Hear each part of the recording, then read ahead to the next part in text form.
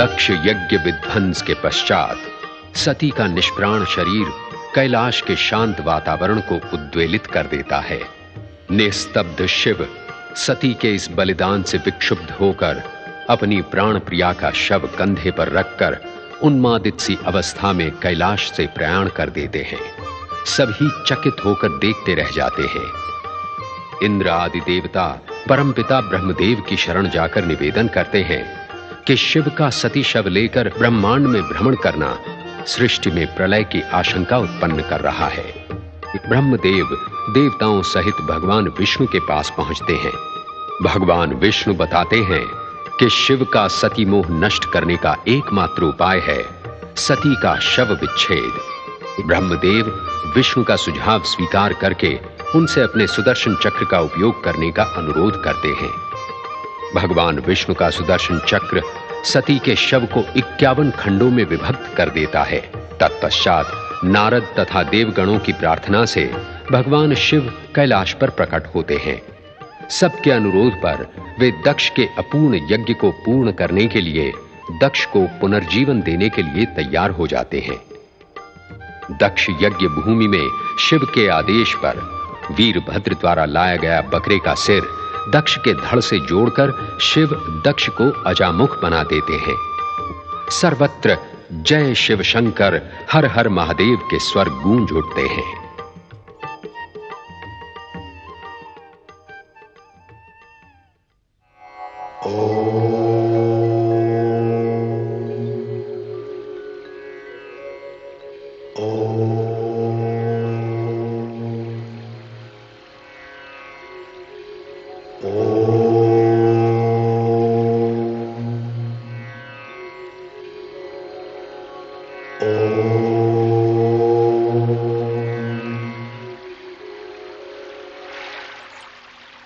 प्रभु,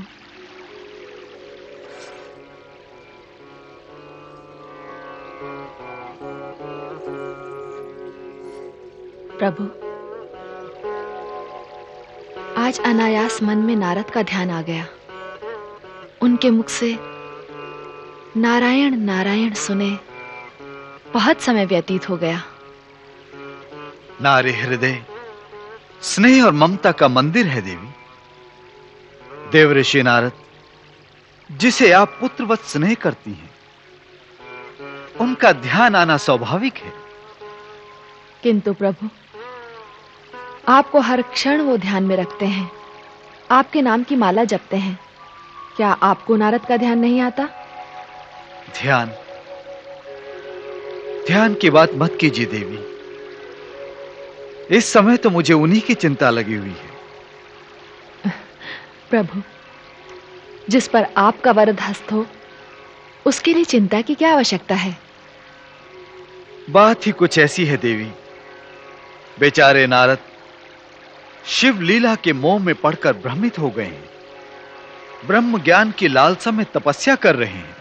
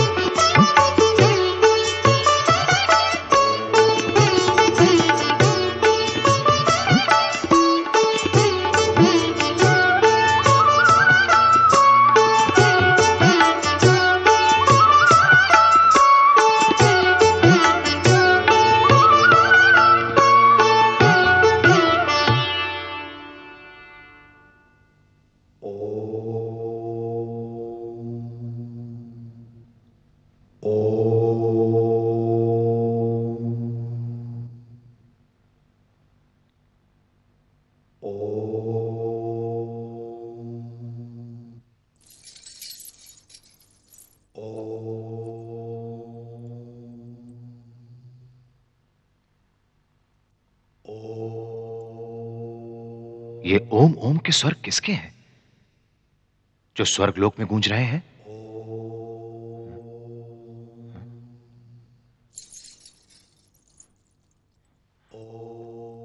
मेनका, रंभा, क्षमा करें महाराज, इन्हें गूंजने वाले स्वर के कारण हम लयताल से चूक गए हैं। हाँ देवराज।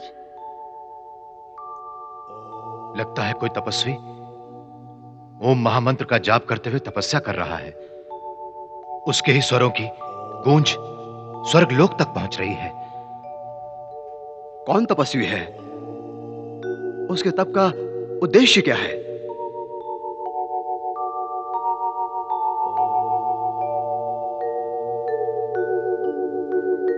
हमारे मन में भी शंका उत्पन्न हो रही है।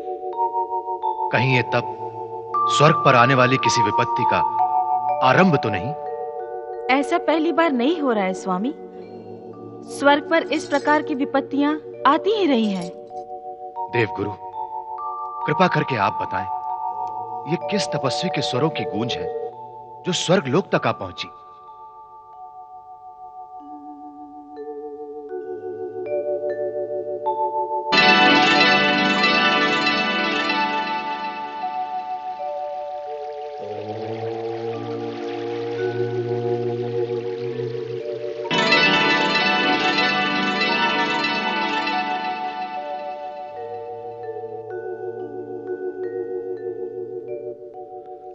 देवर्षि नारद ओम ओम महामंत्र का जप करते हुए हिमालय पर तपोलीन है। ये उन्हीं के स्वर हैं देवराज। आश्चर्य है, नारद मुनि तप कर रहे हैं, जिन्हें तीनों लोग श्रद्धा से शीश नवाते हैं। वे निर्विघ्न कहीं भी आते जाते हैं। ऐसे महामुनि को तप करने की कौन सी आवश्यकता आन पड़ी? बिना कारण कोई कार्य नहीं होता स्वामी। नारद मुनि के तप के पीछे कोई न कोई कारण अवश्य होगा। हम भी कुछ ऐसा ही सोच रहे हैं देवी शची। नारायण नारायण की धुन जगाते हुए तीनों लोकों में स्वच्छंद विचरने वाले नारद मुनि भगवान विष्णु के परम कृपा पात्र हैं। ओम ओम के जप द्वारा तप करके वे और अधिक क्या पाना चाहते हैं? नारायण से बड़ा उद्देश्य और भला क्या हो सकता है? तपस्या के कारण नारद मुनि के उद्देश्य के प्रति हमें कुछ संदेह हो रहा है स्वामी। महत्वाकांक्षाओं पर बंधन नहीं डाला जा सकता। स्वर्ग पाने की इच्छा सभी को होती है, संभवतः नारद को भी हो। आपका कहना उचित है देवी शची। देवगुरु, आप कोई मंतव्य नहीं प्रकट करेंगे? किसी के मन का भेद पाना बहुत कठिन है देवराज। मोह माया से विरक्त नारद मुनि के मन में स्वर्ग प्राप्ति की इच्छा है। मुझे विश्वास नहीं होता। किंतु हमें उनके तप का कारण जान लेना अति आवश्यक है गुरुदेव। हम भी संदेह और अविश्वास का वातावरण समाप्त कर देना चाहते हैं।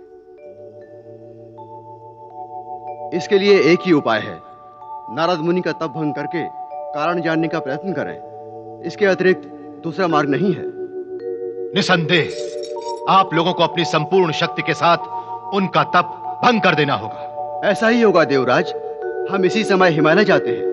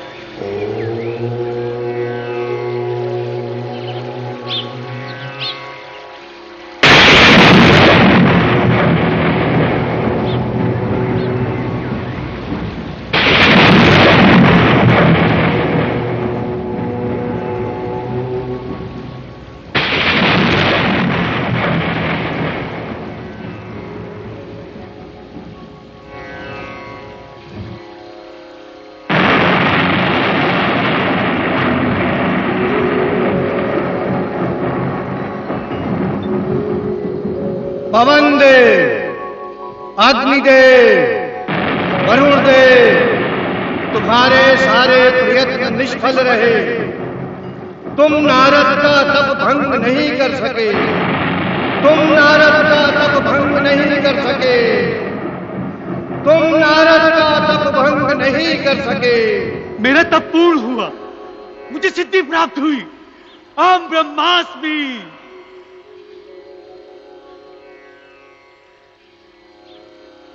अहम ब्रह्मास्मि।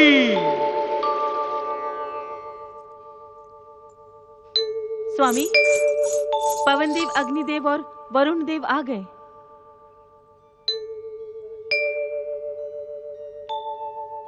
आप लोगों के मुख पर यह उदासी कैसी? देवर्षि नारद के तपोबल के समक्ष हमारा कोई वश नहीं चला। अर्थात आप लोग देवर्षि का तप भंग नहीं कर सके?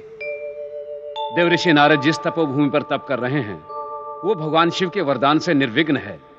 वहां तप करने वाले किसी भी तपस्वी पर काम, क्रोध, मद, मोह का कोई प्रभाव नहीं पड़ सकता। देवराज, हमारे सारे प्रयत्न विफल हो गए देवराज। अग्निदेव, नारद मुनि के तप का उद्देश्य ज्ञात हुआ? नहीं देवी, हम उनके तप का कारण भी ज्ञात नहीं कर पाए। देवराज, हमें क्षमा करें।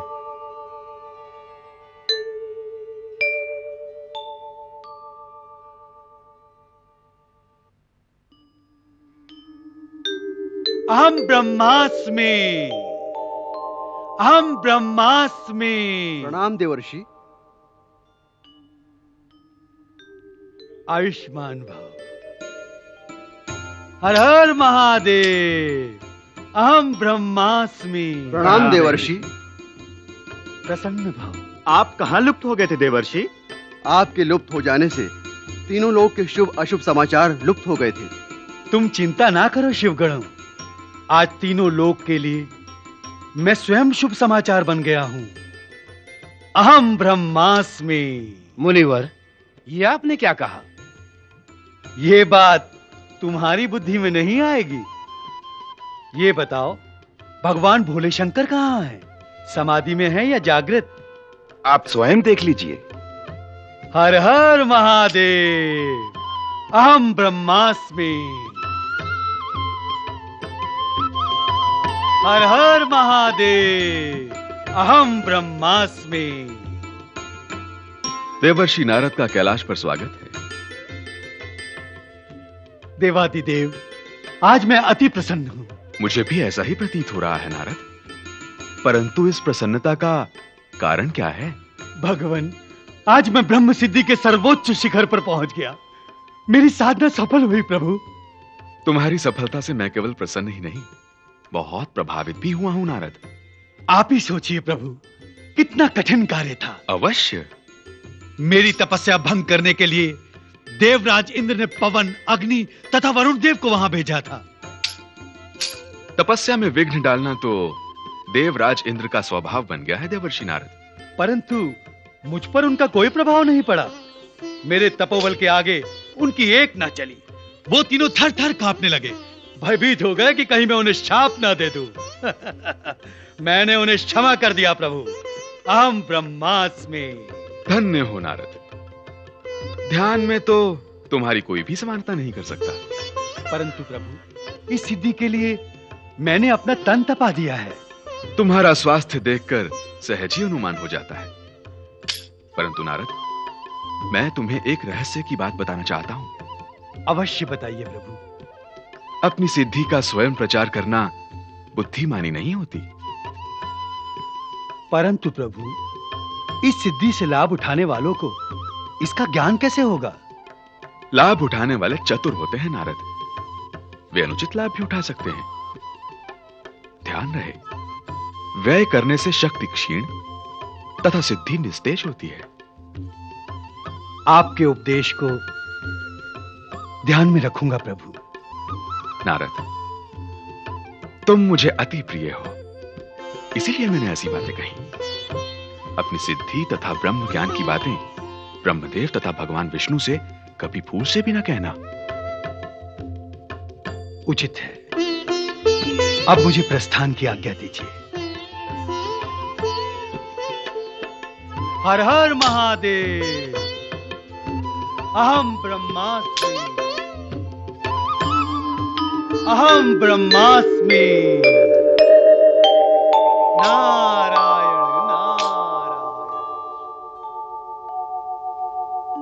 स्वामी, नारद मुनि के हाव भाव तथा वाणी में इतना परिवर्तन कैसे आ गया? अभिमान। नारद को अपनी ब्रह्म सिद्धि का मिथ्या अभिमान हो गया है। अहम ब्रह्मास्मि।